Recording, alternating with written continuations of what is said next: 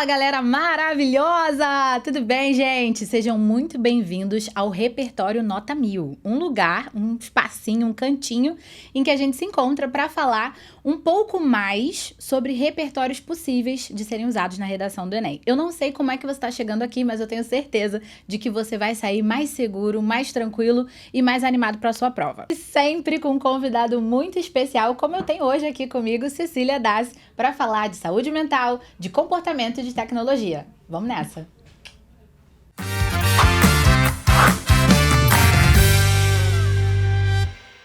Olá, Cecília! Tudo Olá. bem? Que bom ter você aqui. Muito obrigada Imagina. por aceitar o convite. Fiquei muito feliz, achei muito legal a proposta e é muito bom falar sobre saúde mental sempre, em qualquer oportunidade. Eu também gosto muito de ouvir. Tô ansiosa para aprender com você mais um pouquinho aqui hoje. Eu te sigo há muito tempo. Lembro que uma das nossas primeiras interações foi que eu postei alguma brincadeira assim, 5 motivos que deixam você mais nervoso na hora da prova. Aí, quando passava pro lado, primeiro era assim, fica vendo esse tipo de lista na internet. Aí você comentou e falou, pô, que legal. Muito bom. E tal. Eu falei, ai meu Deus, a Cecília Dassi tá me vendo. Fiquei toda feliz. É muito legal, o seu conteúdo é muito responsável com esse aspecto, que é tão importante, né? Porque a gente pode ter todo o repertório, todo o conhecimento do mundo, mas se a gente dá tela branca ali na hora da prova, não vai conseguir aproveitar, né? Com certeza. Inclusive, a ideia principal desse podcast aqui é essa, que a gente saia daqui, a pessoa chegou nervosa, desesperada, estamos no precipício aqui, vai chegar o Enem, que nem é esse precipício todo. Não é, gente. É um o pulinho, um coração. saltinho. E aí, depois, quando termina o episódio, que ela saiba um pouquinho mais do assunto e fique mais tranquila também. Coração um pouquinho mais calmo. E faz diferença, porque eu sempre falo isso. Quem faz a melhor redação, a melhor prova, não é quem sabe mais. É quem está mais seguro, mais tranquilo na hora da prova. É isso aí. É babado. É. E antes da gente começar, eu queria agradecer o apoio da Escola de Comunicação aqui da FGV, a FGV Comunicação Rio, né? Esse estúdio maravilhoso aqui faz parte, é um dos laboratórios da escola. Que Chiquérrimo. não é, menina? Eu achei incrível, eu tô muito feliz com a parceria. Inclusive, eu não sei quando você tá assistindo a esse vídeo, mas até o dia 11 de outubro você pode se inscrever no vestibular da FGV. Vou colocar o link e as informações na descrição desse vídeo. E se você estiver assistindo depois da data, você pode também usar a sua nota no Enem pro vestibular dessa casa aqui, que é de muito respeito. Eu acho que eu não preciso nem, né, me alongar aqui na apresentação. FGV, né?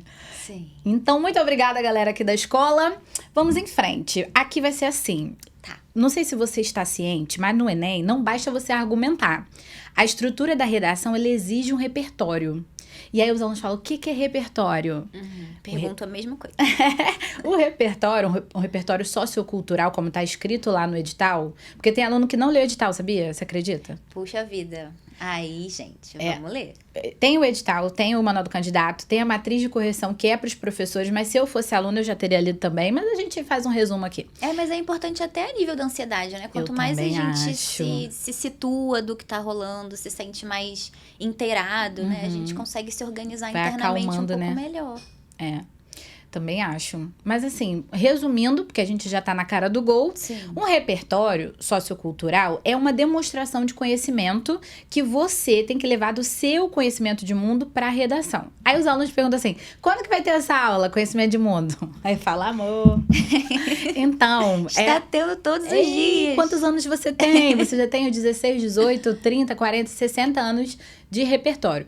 Mas você vai ter que demonstrar esse conhecimento e também a capacidade de associar com o tema que a prova vai dar. Claro. Só que assim, é tranquilo. Depois que a gente resolve o que é, o que não é repertório, é tranquilo. Tudo é repertório. Se você colocar de uma forma inteligente ali, entendeu? Sim, sim. Então, eu trouxe algumas coisas aqui relacionadas à saúde mental, a comportamento e tecnologia também, porque você produz conteúdo para as redes sociais, você faz parte desse mundo louco que a gente vive, que tudo é tecnologia, toda hora quando a gente aprende a mexer em uma, sai outra nova, É isso. e aí cancelam, outra saiu do Brasil, aí não tem mais, aí tem outra. Eu já me sinto uma idosa tentando me atualizar. Não é fácil, não é Sim, fácil. então a gente vai falar um pouquinho de cada coisa.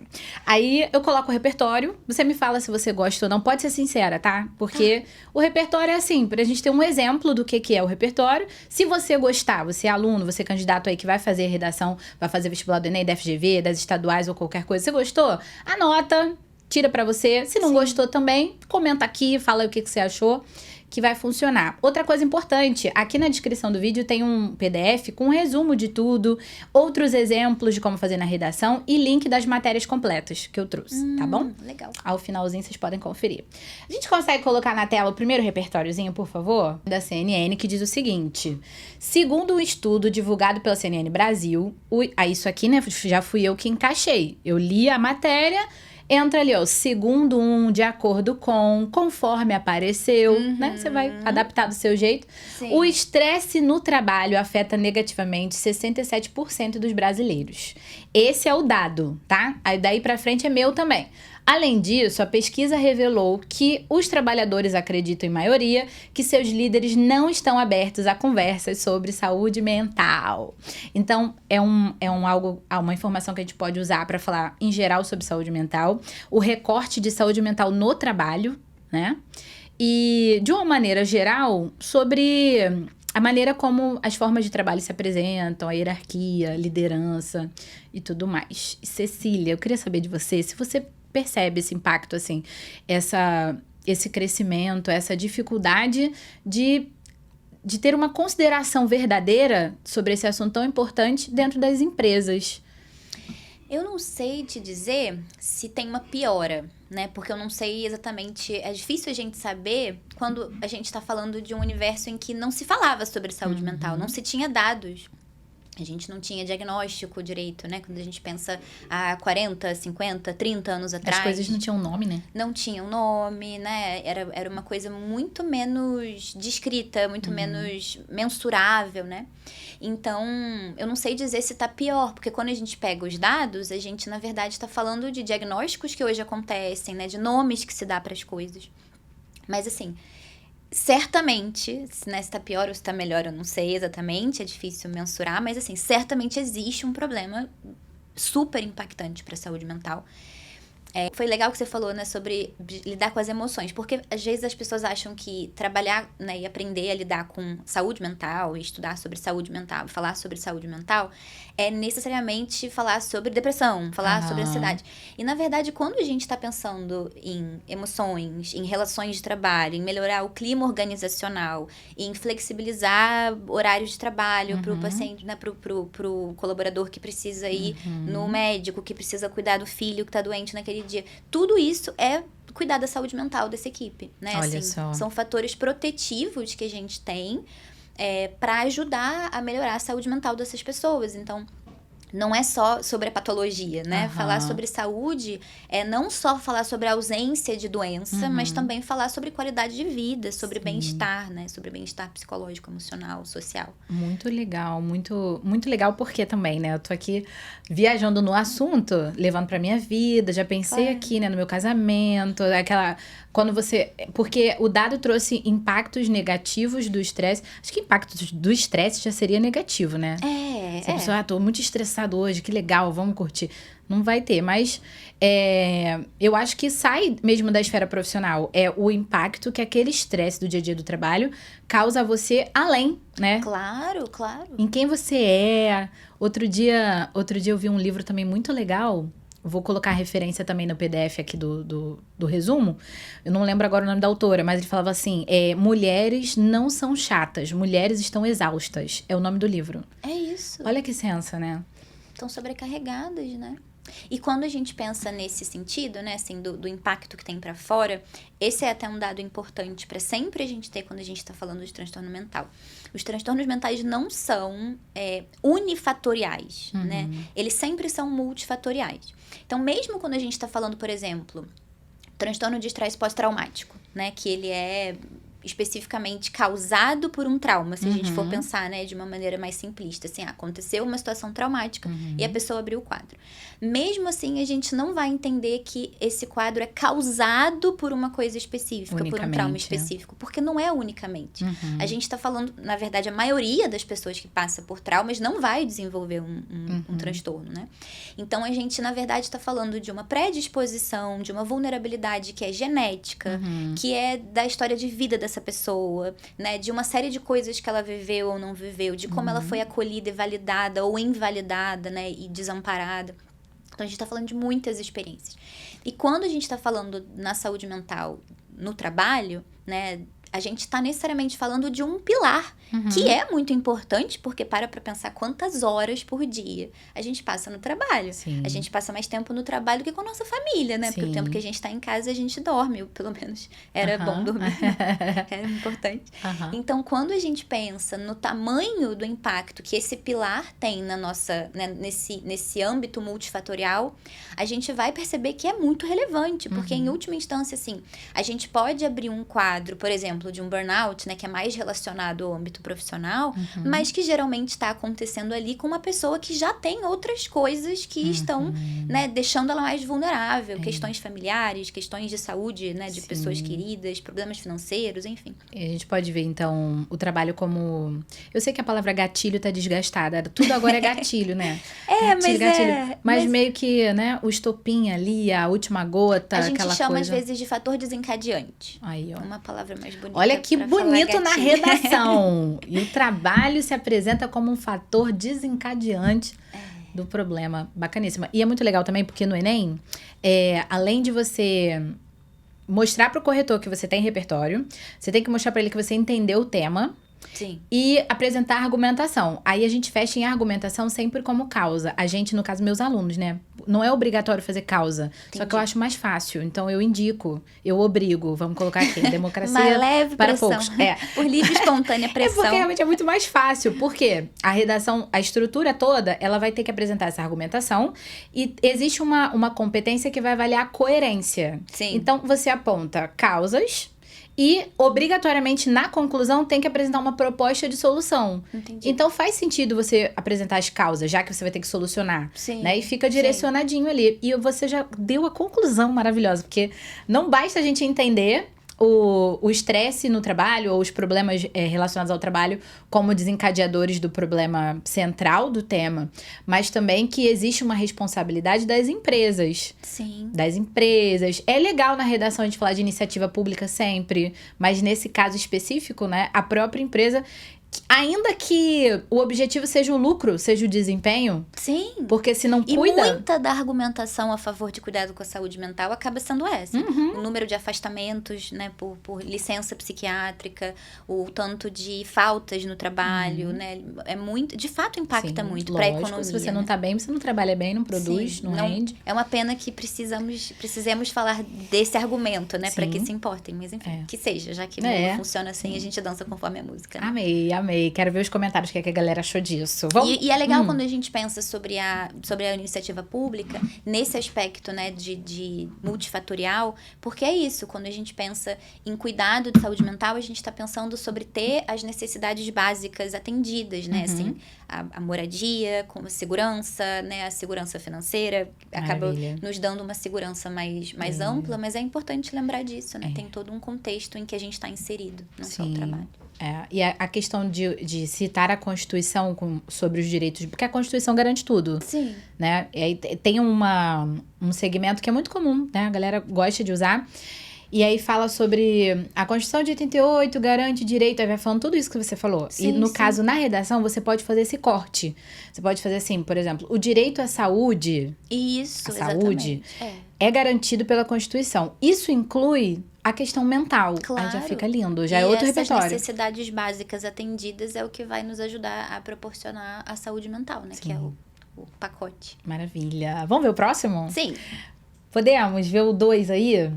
Já tá ali. Que é um que eu gosto muito. Vamos lá. No livro A Sociedade do Espetáculo, já vai aqui uma dúvida que geralmente aparece. Preciso botar o nome do autor? Preciso botar o ano que o livro foi publicado? Preciso botar a editora? Preciso levar um livro? Não precisa. Mandar uma cópia de presente. Isso aqui é um cânone. Isso aqui é um negócio que, na teoria, todo mundo conhece, todo mundo sabe quem escreveu. De boa. Se você quiser... Pode uma falar. pergunta. Antes tinha aquele dado de 67%. Não precisa, né? Pode colocar assim, muitas pessoas sofrem segundo a OMS. Total.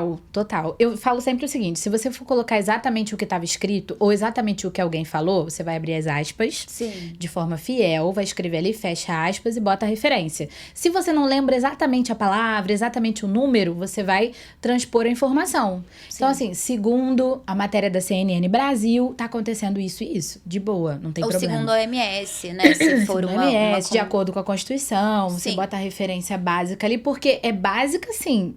não é nada básica. É super autoritário, né? É Sim. super credibilizado. Então, autoritário não. Tem super autoridade. Sim, sim. É diferente, né? Ter Sim. autoridade e ser autoritário. O tema bem do próximo diferente. Brincadeira, eu errei mesmo. Mas tá bom, vamos lá. No livro A Sociedade do Espetáculo, Guy Debord faz uma crítica intensa à sociedade mediada e precificada por imagens. Essas palavras são minhas, mas eu posso emprestar tranquilamente, porque é um resumo genérico do que trata o livro. Você pode escrever isso, mas se você quiser colocar com as suas, tudo bem. Esse cenário não só se faz atual, como está completamente agravado pela maneira como se usam as redes sociais. Só para dar um panorama aqui, vamos imaginar que qualquer tema que fale de comportamento e que você ache que as redes sociais seja ali a coluna principal de impulsionamento daquele comportamento. Basicamente tudo que a gente faz hoje, Tudo. né? Tudo. E se o tema tiver a ver com redes sociais, aí você vai com tudo, né? Mas se for algo paralelo, você pode encaixar também. E aí, esse livro, que a gente não vai precisar falar mais nada sobre ele, é só isso aqui mesmo, é só o trampolim para você apresentar o tema. Ele foi lançado na explosão da televisão. E hoje, tudo que foi problemático naquele momento, acho que tem ainda existência e até mais proporção. Sim. E o que eu queria te perguntar sobre isso é, assim, na sua visão, na sua percepção, essa questão de tornar tudo um espetáculo em busca do like, tudo assim é mais grandioso, é mais bonito, é mais intenso, é mais glamouralizado, sabe? Até religião eu tenho percebido. Religião, política eu não preciso nem falar, né? Tudo virou meio que um teatro, um cenário triste. E tudo, maternidade, tudo. Essa questão tem chamado a sua atenção? Tem aparecido assim no consultório o impacto disso, consequência disso?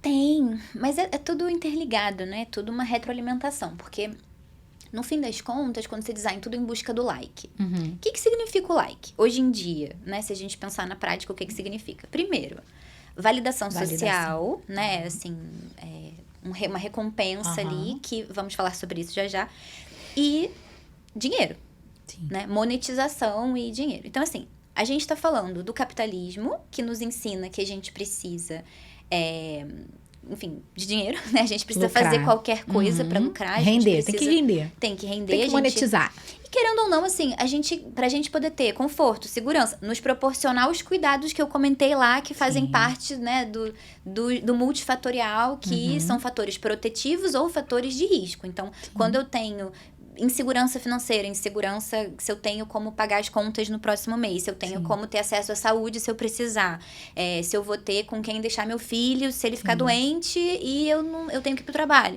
Então, tudo isso me deixa muito mais ansiosa, muito mais preocupada. Se eu me sinto segura financeiramente, se eu me sinto segura que eu tenho uma rede de apoio, se eu me sinto segura em vários aspectos, isso são fatores protetivos, né?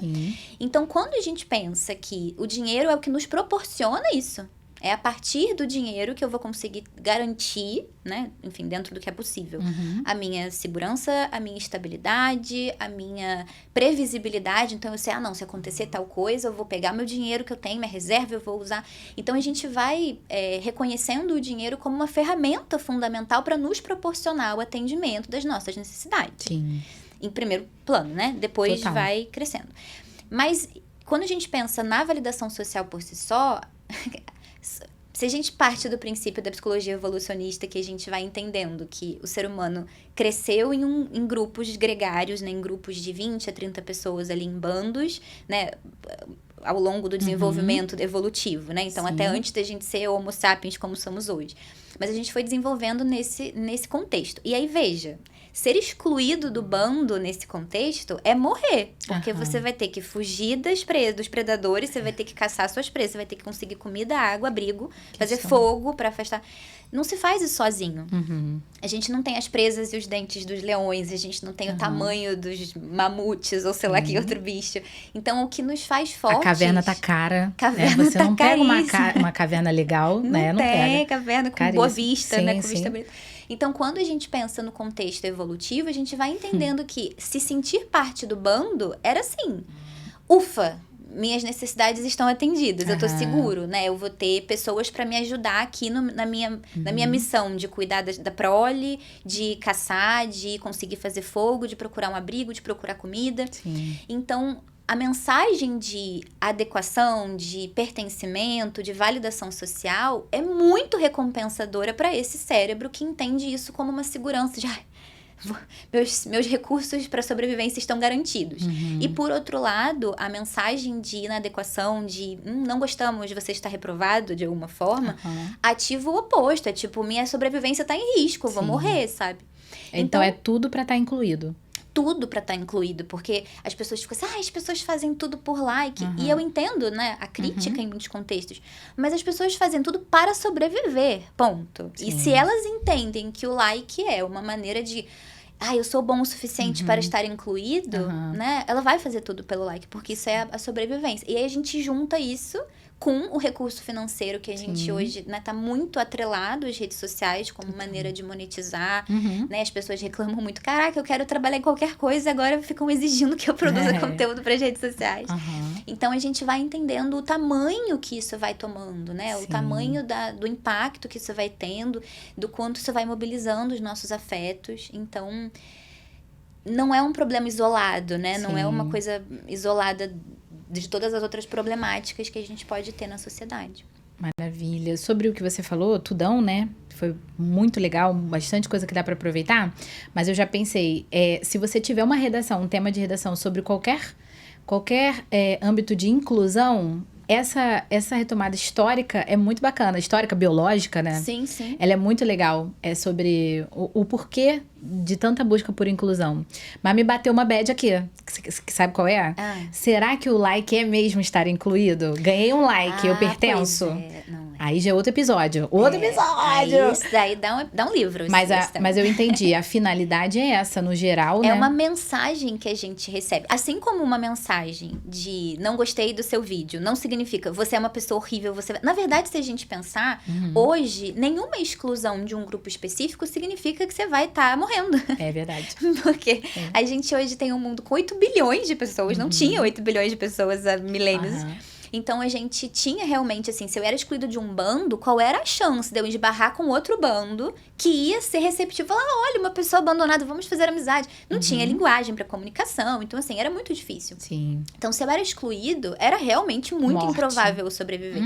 Hoje, eu posso não estar incluído em quase todos os grupos. Mas ter um grupo ou ter 2 grupos que eu vou falar, caraca, essas pessoas são legais comigo.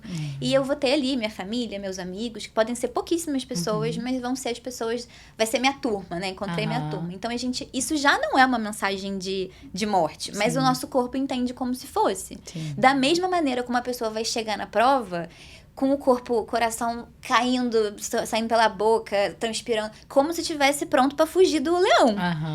E não tem leão acontecendo, é só uma prova, né? Mas essas respostas são evolutivas, elas foram programadas por milênios. A gente, né, o cérebro não lançou ainda a versão, entendeu? Atualizada, 2024, com a correção dos bugs. Então, a gente ainda reage como se estivesse muito, né, no meio da savana. Faz total sentido, Mara, muito legal. Sabe que eu vi uma frase outro dia também? A realidade é um alívio. Eu amei, porque tudo acontece antes aqui, né? Assim, na nossa cabeça. E, às vezes, quando você respira e realmente lida com o fato, você fala, eu acho que eu tô exagerando, acho que eu tô... É o caso do leão do Enem. Do leão do Eu acho que é um dragão até. Vários dragões. Né? Um dragão com várias cabeças, assim, né? Pois é. Eu vi uma frase dizendo, eu vivi muitas tragédias na minha vida. A maioria delas foi só dentro da minha cabeça. Pois é. Que a gente tem que cuidar desse lugar. Ele tem que estar sempre limpinho, aconchegante, esse espacinho da cabeça, né? Tem que ser um lugar, um refúgio e não uma maratona, né? Uma loucura. Tá bom. Vamos pro último repertório? Vamos. Tá. Esse aqui é bem legal também. Diz o seguinte, um levantamento da Rede de Atenção Psicossocial do SUS revelou que, atenção, eu sei que esse nome é grande, então você pode falar que é um levantamento feito pelo SUS, fica show também, fica de boa. É que tem aluno que gosta de fazer um negócio mais completo, até para ganhar uma consistência ali da linha, né? Eu não tenho esse problema, o meu problema é o contrário, eu escrevo muito, então eu fico tentando ver como eu posso reduzir. E aí você tem que se conhecer para ver o que você vai arrumar. Mas vamos lá. Revelou que, pela primeira vez na história, os registros de ansiedade entre adolescentes superaram os dos adultos. Olha que babado. As crianças e adolescentes estão mais ansiosos, teoricamente, do que os adultos com boletos. Não que o adolescente não possa ter um boletim, né? Mas tá me entendendo? Sim. Eu continuei assim. Essa informação preocupante pode estar associada a vários fatores. Aí, eu queria apontar uma coisa pra vocês. Quando eu coloco essa informação preocupante, eu me posiciono. Isso é muito importante na introdução. Porque você tá falando de um problema grave social que atrapalha o Brasil. Então, é legal... Você não só fala, você se posiciona. Sim. Então, esse número absurdo, essa informação preocupante, Alarmante. esse cenário... É isso aí. Então, isso fica bom também. Mas destacam-se a sobrecarga de... Isso aqui já é meu, tá? O repertório vai só até ali o dos adultos. Eu coloquei aqui... podem estar associados a vários fatores, mas destacam-se a sobrecarga de estudos e a pressão pela entrega de resultados nos vestibulares. Aí eu quis levar para esse lado, apresentei essas duas causas. Por que os adolescentes estariam mais ansiosos? É claro que isso é com base na matéria, né? O link da matéria completa tá aqui e eu interpretei dessa forma. Você acha, Cecília, essa questão de você aos 16, 17 anos ter que escolher a sua profissão, além de escolher, você tem que ver o que tem que fazer para conseguir chegar lá. Quando chega lá é outra luta, né? Que a formação também não é fácil. Você acha que esse aí pode ser realmente o impacto que tá rolando para os adolescentes, um dos principais? Eu acho que sim. Acho que tem muitos fatores, né? Acho que a gente tem... de novo, a mesma questão dos dados, né? Assim, não sei o quanto está havendo uma piora ou está havendo mais diagnóstico, está havendo mais olhar para isso. É difícil a gente saber. Mas eu acho que a gente tem muitas mudanças sociais nas últimas décadas aí, né? Uma queixa muito grande que as crianças e adolescentes têm hoje é sobre os pais não conversarem, os pais estão sempre no celular, os pais estão sempre ocupados. Sim. Então, eles se sentem muito desamparados nesse sentido, né? E tem, enfim, uma série de abandonos que acontecem desses pais. E assim, não tô nem aqui atacando os pais, porque eu sei que tá cada um tentando sobreviver do seu jeito. Então, assim, a carga de trabalho... Hoje em dia, a gente não tem mais... O trabalho não acaba, né? Assim, a gente tá no WhatsApp, a gente tá respondendo e-mail de qualquer hora, a cobrança é infinita. Então, em home office, não separa o trabalho da casa, do lar. Então, assim, são muitos fatores. Nem me fale. Pois é difícil. Então, a gente tem uma série de transformações na convivência familiar, no contexto social, que acaba fazendo com que, muitas vezes, esses adolescentes se sintam muito sozinhos, né? Muito descolados dessa possibilidade de interações sociais, de interações familiares. Tem alguns vídeos, né? Algumas campanhas que são feitas e que, às vezes, perguntam para os adultos: se você pudesse escolher qualquer pessoa no mundo para jantar, viva ou morta, assim, quem que seja? Aí a pessoa vai, Elvis Presley, sei lá, escolhe qualquer pessoa. E, às vezes, as crianças dizem: meu pai. Ai, meu Deus. Minha mãe, sabe, minha avó. Então, são convivências que estão se perdendo por muitos fatores, né? Então, é difícil a gente dizer exatamente, no meio disso tudo, o que exatamente está causando tudo isso. Mas... Desculpa te interromper, mas só para dar um pitaco aqui como mãe também. Minha filha tá aprendendo a falar ainda, né? Mas eu já fico tentando pescar uma estratégia legal de conversar com ela. E, com base no que os alunos me falam, aquilo que parece uma conversa e não no estilo... E aí? E os estudos? E o Enem? Tá chegando, hein? E não sei o quê. Isso não é conversa, né? Não é conversa. Soa como uma cobrança, geralmente. É cobrança. E aí o aluno vai responder assim: tá indo. Tá indo para onde? Tá indo para onde? Tá tudo bem. Nem tá morrendo de sofrimento, desesperado. Não, tudo bem. Só não quer conversar sobre. Exato. E porque vai dizer o quê? Porque ele não sabe nem onde ele tá, né? O Enem, ele é uma coisa assim... Você trabalha ali ao longo de um ano, pelo menos. Quando você é maduro, aí você já desde o primeiro ano do ensino médio, você vai... construindo. Mas quem é maduro pelo ano do ensino médio? Ninguém, né? Eu não conheço. Na verdade, até conheço. Tem umas criancinhas que têm entre 60 e 70 anos. Mas, no geral, você não tá com a cabeça ali. Aí, beleza. Chegou o momento. Terceiro ano do ensino médio, ou então já até acabou o ensino médio e vai ter que encarar. Aí você vai ter mais ou menos aquele tempo de preparação. E você faz o seu melhor dentro das suas possibilidades. Só que a resolução, né? O desempenho, o resultado vai ser ali no dia. Nem no dia, né? Ainda demora um pouquinho pra você saber. Você começa a conversar e você vê que ninguém marcou igual você marcou. Ou então foi legal ou não foi. Enfim. E aí, essa conversa não é uma conversa verdadeira, né? Ela é assim... Quando é criança, tem muito assim... E a escola? Como é que foi lá na escola? Aí a criança fala: legal. Tá. Olha lá, você brincou muito? Ou só comeu merenda? Não tinha isso? Pra mim tinha.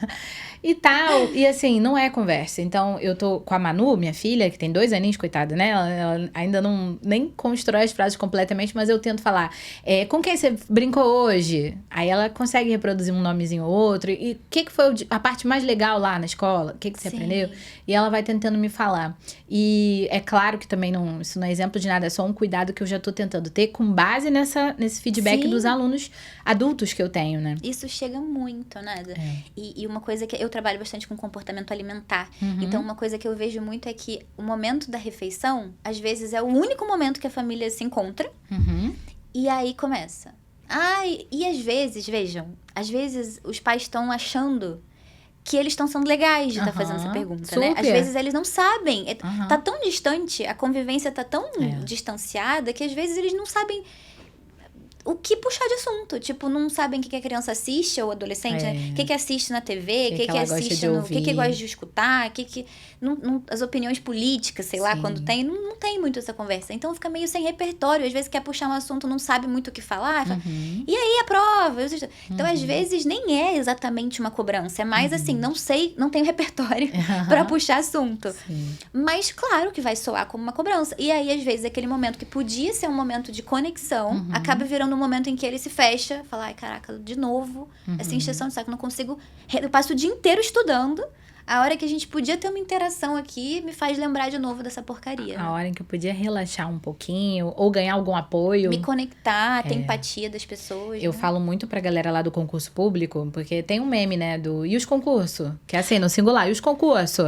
Que é aquela tia que você só vê 2 vezes no ano e ela chega, e aí os concursos? Que é a mesma que pergunta dos namoradinhos, né, quando vai casar.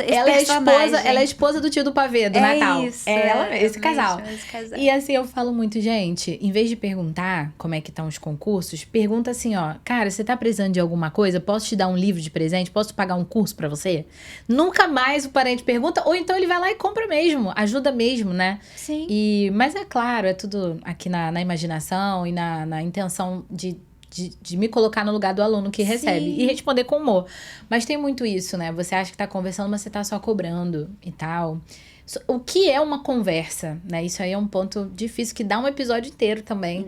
Até na esfera do relacionamento, né? Outro dia eu vi esse meme e fiquei refletindo. Você tá conversando ou você tá só sendo respondida? Olha só, que loucura. E, enfim... Então, beleza, vamos anotar aí, ó, uma chave que a Cecília levantou para esse tipo de tema, né? Para essa causa que a gente tá apontando de sobrecarga. Pode ser a falta de diálogo. Sim. A confusão sobre o que é um diálogo, né? E eu acho que, agora focando mais no que você já trouxe mesmo, né? Assim, eu acho que tem uma questão de uma dificuldade maior que a gente vê no mercado de trabalho.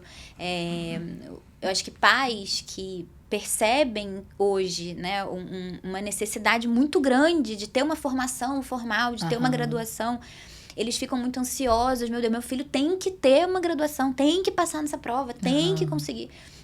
Então, nesse aspecto, se cria uma ansiedade por parte desses pais, que muitas vezes também, assim, não é uma cobrança a nível de querer o status, né? Eu quero que meu filho passe. Às vezes até, mas às vezes nem é. Às vezes é tipo, eu quero ter certeza que, sei lá, se eu morrer, meu filho vai ter como sobreviver, sabe? Meu filho vai ter como pagar as contas dele. É uma preocupação que muitas vezes os pais têm com o mundo. Porque os pais... Que pai tá deixando herança pros filhos hoje, gente?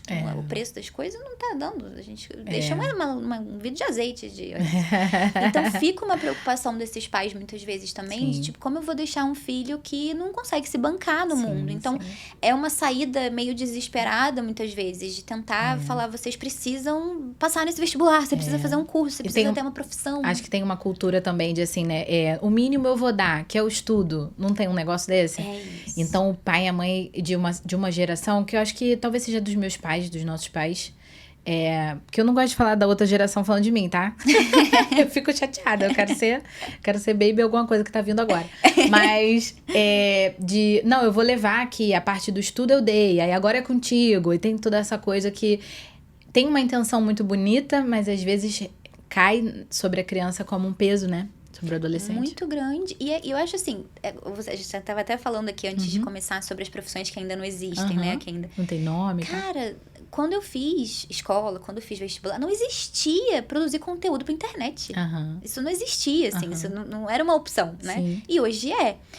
Não pra todo mundo. As pessoas muitas vezes acham que vai ser muito fácil fazer isso. É tipo ser jogador de futebol, né? Eu vou ficar muito rico. E a maioria não vai ficar muito rico sendo jogador de futebol. Então, a maioria das pessoas que vai tentar produzir conteúdo não vai conseguir viver bem, pagar suas contas e ter estabilidade. E aí entra na questão da saúde mental. Muitas pessoas conseguem viver de internet, mas falam, cara, eu quero CLT agora. Porque essa imprevisibilidade é muito exaustiva, é um peso. Então, são muitos fatores. Mas quando a gente pensa, né, nesse senso comum que vem se construindo de que, para essas gerações principalmente, né, assim, precisa ter uma formação, uma graduação, uma educação formal.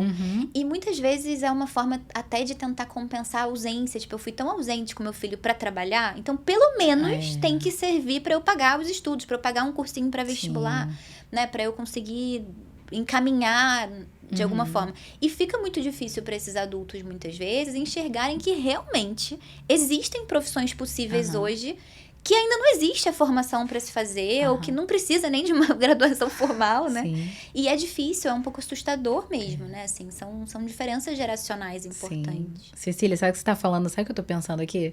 Voltei lá pro começo do episódio, de quando a gente começou a se conectar nas redes sociais, né? Porque a gente tá se vendo presencialmente pela primeira vez hoje. A gente já fez live, já fez muita coisa.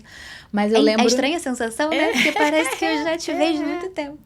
Eu já te vejo há muito tempo, a sua imagem, né? Mas assim, a sua pessoa hoje confirmou pra mim a percepção que eu tive, que eu acho que foi o que chamou a minha atenção no seu trabalho hoje. Que é a maneira humana como você trata os assuntos, porque eu tava convicta que você ia meter o malho nos pais agora, que é os pais e tal. E você, com todo carinho, abraçou todos os pais e falou, olha, eu sei o que tá acontecendo, você tá fazendo isso. E pode ser que a consequência seja outra e tal. Então, acho que esse olhar humano para as questões humanas, ele é muito bonito, ele é muito importante. Na internet, tem uma venda hoje, assim, uma coisa muito grande as pessoas estão gostando muito de... Não sei se você percebe, é uma opinião. As pessoas pagam para serem amassadas, esculachadas ali. Eu fico arrasada com isso. Não é? Mas professores também, assim, o objetivo desse encontro nosso aqui, e de todos os episódios, é sempre trazer aqui, ó, calma, não é tão difícil quanto parece, não é molezinha não, mas você consegue. Se você respirar, faz um molde, joga na estrutura e bota a sua ideia, que você vai ter uma ideia ótima na hora, eu tenho certeza. Porque você tá vivendo e tal, e dá pra fazer. Só que isso não vende, né? O que vende é eu falar assim, ó, eu tenho o segredo aqui na bolsa, se você comprar agora eu te revelo. E você sozinho não vai conseguir. E eu entendo, porque veja, a vida é complexa pra caraca. Eu adoraria se alguém dissesse pra mim assim, ó, tenho aqui pílula mágica. Eu falo, obrigada, valeu. O problema é que eu não acredito mais nisso, né? Mas se eu acreditasse, seria muito gostoso acreditar nisso. Então eu entendo as pessoas caírem nisso. O que me entristece muito é acreditarmos que a violência seja a resposta, né? Que a humilhação, esculhambar, que é isso que cria casca, que é isso que vai te deixar preparado pro mundo, que o mundo vai ser duro, então já que o mundo vai ser duro, eu vou ser antes, vou esculhambar, humilhar a criança. E assim, importante pontuar, quando eu faço essas reflexões sobre os pais e humanizo, eu não tô invalidando a possibilidade, porque assim, tem pais que realmente... Tem pessoas que são ruins, né? Sim. E essas pessoas que são ruins podem ser pais também, né? E podem ser sem ter consciência de que estão sendo ruins, né? Então a gente pode ter aí pais que realmente são agressivos, são violentos, né, não têm empatia nenhuma e compaixão nenhuma por esses filhos, não se conectam. Então, assim, às vezes é esse o caso. Mas na maioria das vezes o que eu vejo não é isso. Eu vejo mais isso sendo a exceção e muito mais sendo não saber conversar, não tendo repertório para diálogo, não tendo recursos internos para conseguir se conectar emocionalmente, para conseguir verbalizar meu filho.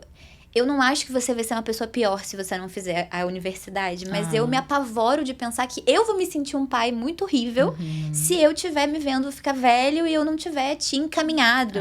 Onde foi que eu errei, né? É muito difícil falar uma coisa dessas. Abrir uma vulnerabilidade pro filho, né? É muito difícil. Eu me sinto culpado de ter sido muito ausente, então eu sinto que eu preciso que você faça uma faculdade porque isso vai me fazer sentir que pelo menos todo o esforço que eu fiz valeu a pena. Isso é muito difícil. Então eu vejo muito mais uma dificuldade de repertórios, de diálogo, de recurso mesmo, do que a puramente assim, esse pai não se importa mesmo, sabe? Tipo, isso aqui existe, mas é mais raro. É verdade. E vem aí o repertório nota 1000 para o pai falar, que eu tô brincando. A gente poderia fazer um, né? Só de, olha, como puxar assunto com seu filho na hora do almoço? Como falar com essa criança que não tira o fone de ouvido? Porque você vê, né? Isso existe pra criança. Existe. Essas coisas que você falou, que você conversa com a Manu, de perguntar. Eu já vi vários vídeos sobre estratégico. isso. Mas a gente, pra adulto, tem menos. É. E quando tem, vende menos. As pessoas estão Verdade. mais focadas em... Porque com a criança é um pouco mais fácil a gente se vulnerabilizar do que com alguém de igual pra igual, né? Mais próximo da gente. É verdade. Cecília, eu amei. Muito obrigada. Eu achei incrível. Você é uma pessoa realmente maravilhosa. Você confirma tudo que eu achei que você era. E você também. Muito obrigada por estar aqui. Você fala pra gente como a gente acha você na rede social. Eu tenho meu Instagram. É basicamente lá que eu hoje produzo conteúdo, que é o cecilia.dace. E agora eu tenho meu podcast também. Se chama Um Abraço Se Quiser. Um abraço se quiser, Está amei. no Spotify, no Deezer, acho que tá na Apple, alguma coisa, Apple Podcast também. Tá lá. Arrasou. Então tá bom. Muito obrigada. Vamos só, antes de encerrar, ajudar a fazer o que você disse que é o objetivo principal desse podcast? Total, vamos Que embora. é lembrar jovens, jovens de qualquer idade, né? Que, jovens de coração que estão a fazer a prova, que é só uma prova. Ai, isso. Não tem leão vindo, né? Não tem dragão, nem leão, nem dinossauro. Não tem dragão, não tem leão. Existe muita vida. Se a gente for conversar aí na rua, boa parte das pessoas não passou no vestibular, na Vida primeira, na após o segunda, Enem. na terceira, existe vida. E uma coisa importante que eu sempre gosto de falar quando alguém vai fazer prova é: as informações estão na nossa cabeça, mas elas não são acessíveis imediatamente sempre. Então, na hora que você pega uma prova e olha para a primeira questão, talvez você não lembre de nada. Mas não é porque a informação não tá ali, entendeu? A gente tá num pico de ansiedade, então nesse momento a gente não raciocina direito, porque o corpo tá assim, não é hora de pensar, tem um leão, foge. E não você quer tem que que a gente ler pense. a prova toda, você não vai dar tempo. E aí fica esses pensamentos, eu não sei mais nada, eu esqueci tudo, eu vou ter um branco, eu não vou lembrar de nada, eu vou zerar a prova, meu Deus, todo meu estudo, e já começa, né, já tá lá no fim da vida, sei lá, na catástrofe, né? Então poder lembrar que assim, peguei a prova, não tô lembrando de nada, respira, calma. Vai procurando alguma que você lembre, alguma que você fale assim, essa aqui eu acho que eu consigo responder, vai passando com calma. Em torno de 20 minutos ali, mais ou menos, o nosso sistema parasimpático vem, nos dá fala, calma. Aí dá uma compensada naquele pico de ansiedade inicial. Então, assim, vai passar um tempo, provavelmente você vai voltar a lembrar das coisas que agora você tá olhando e falando, não lembro disso, também não lembro disso, não lembro de nada. Respira. Provavelmente vai voltando tudo, conforme você for se debruçando para lembrar do material, das coisas que você estudou, você vai conseguir lembrar. Então, mantenha calma, faz exercício de respiração, vai dar tudo certo. Lembra da voz da Cecília Dace na hora que você... Porque a sua voz acalma, sabia? Já te falaram isso? Então, menina, por isso que eu fiz o podcast. Arrasou. Porque falavam eu cheguei aqui estressada, eu tô calmíssima já. Eu amei. Algumas pessoas começaram a falar nos primeiros episódios do podcast que usavam pra dormir. Eu agora vou gravar áudios específicos pra ajudar com Você está com sono, aquela coisa. Eu vou amar ouvir também. Maravilha, Cecília. Muito obrigada mesmo. E é isso, galera. Espero que vocês tenham gostado. Comentem bastante, deixem o like e sugestões aqui pra gente trabalhar mais assuntos antes da prova do Enem. De uma maneira geral, boa prova pra você. Não tem jeito, vai passar. Beijo!